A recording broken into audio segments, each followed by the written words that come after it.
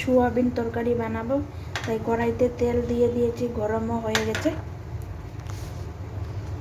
আর এই যে জিরে ফোড়ন দিয়ে দিচ্ছি।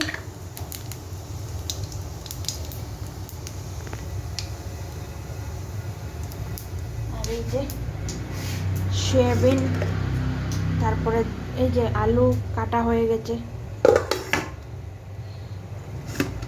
সয়াবিন ভিজানো হয়ে গেছে, নরম হয়ে গেছে, ধুয়ে রেখেছি।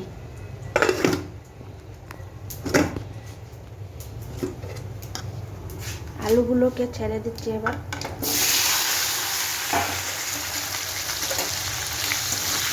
আলুগুলোকে ছেড়ে দিচ্ছি।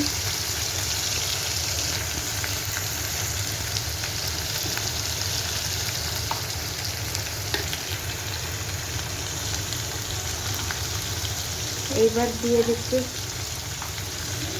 নুন,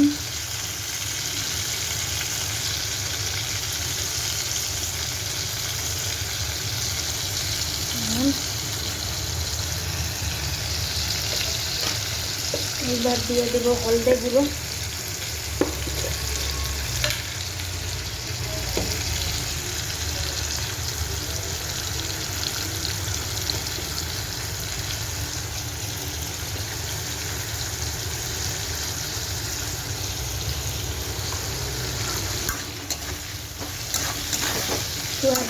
সোয়াবিন ছাড়বো তো, তাই একটু হলুদ বেশি করে দিয়ে দিলাম, আর দেবো না।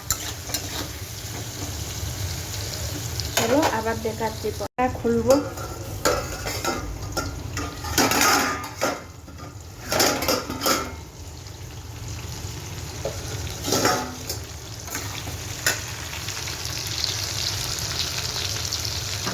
এইবার দিয়ে দিবে এই যে জিরে বাটা, আদা বাটা, কাঁচা লঙ্কা বাটা।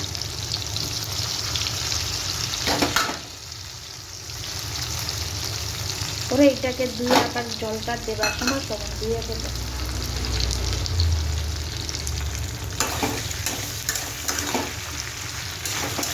আগেই বেটে রেখে দিয়েছিলাম শিলনোড়াতে।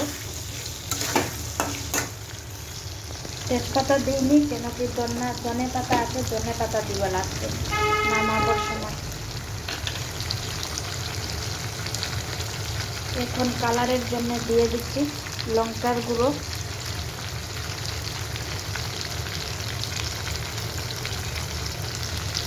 দিয়েছি লাল লঙ্কার গুঁড়ো। তারপরে দিয়ে দেবো সয়াবিন।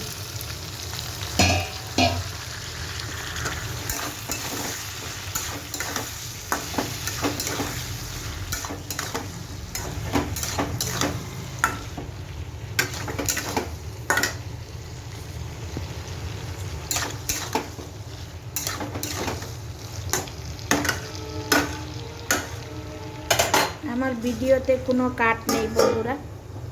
চলো পরে জল দিবার সময় বন্ধুরা জল দিয়ে দিয়েছি।